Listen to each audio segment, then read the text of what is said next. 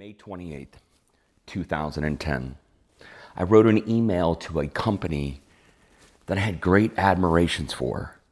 I was in the specialty retail business, and I was developing a mail order catalog, and as well as online in brick and mortar. And I reached out to someone that I really did. I aspired to be like. I sent a very simple email. It said, I have watched your growth. I'm so impressed by it. How did you manage it? And then I followed up that sentence with, I realize I'm asking you to provide me advice that potentially somebody that could be your competitor, but anything you could offer would be greatly appreciated. That's it, a real simple 2-sentence email that I sent to a company, to the CEO of that company, asking if you think it's 15 years ago. I sent this email 15 years ago. He could have responded with anything, but let me tell you what he responded with. Unfortunately, the business demands, both professionally and personally, don't allow me to commit any time to consulting with anyone similar as yourself. I read that email and I couldn't believe it. And I promised myself on that day that I would never do that to someone. All I needed him to respond with, he could have, rather than writing this sentence, this person could have just said, hey man, don't give up when it gets tough. Anything like that. I have made sure over the years, anyone that reached out to me, I took the time and I provided valuable investment into hopefully their growth.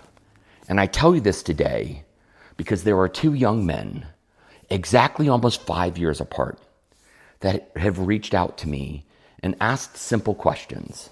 The very first one, and anyone that ever went to Rockdale, Texas to visit that facility that we built, you owe all of it to one young man that was going to Baylor University at the time.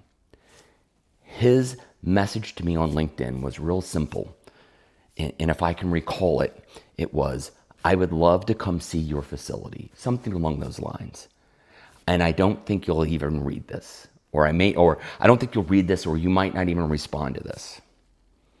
And I saw it, and it wasn't that the way he wrote it. I saw it come up on my computer, and I was like, when can he come?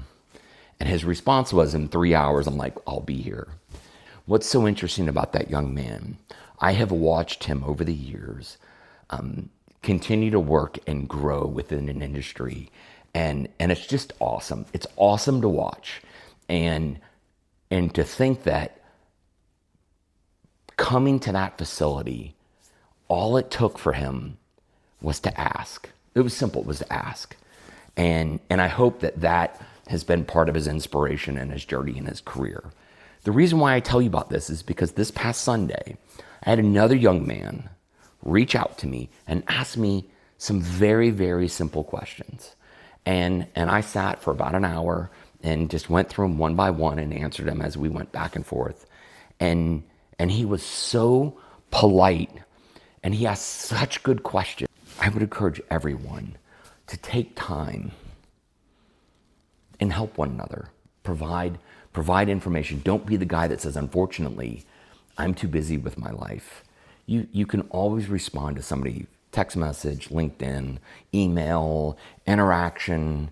You can always respond with, man, congratulations. I wish you all the greatest success. Hey, I accomplished that by doing this instead of that. Takes seconds out of your life, literally seconds. It might change that other person's life forever.